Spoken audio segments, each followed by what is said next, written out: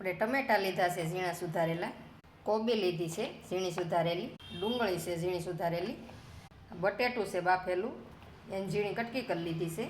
આ મસાલાવાળા સિંગદાણા છે આપણે તૈયાર આવે એ, આ હંસળ છે થોડુંક, આ નિમક છે, આ તીખી ચટણી છે, મરીનો ભૂકો છે એ થોડોક નાખીએ, લીલા ધાણા નાખીએ થોડા.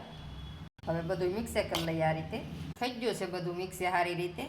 ને તીખી ચટણી છે ને લાલ ચટણી નાખવી હોય, વધુ ખાવું હોય તીખું તોય નાખવાની. એની ઉપર આપણે ઝીણી સેવ નાખી દઈએ આ રીતે. હવે આપણે દહીં નાખવાનું છે એની ઉપર, જુઓ તમે આ રીતે. હવે ફરી આપણે આ શાક નાખી દઈએ એની ઉપર. હવે ફરી આપણે આ ઝીણી સેવ નાખી દઈએ એની ઉપર આ રીતે.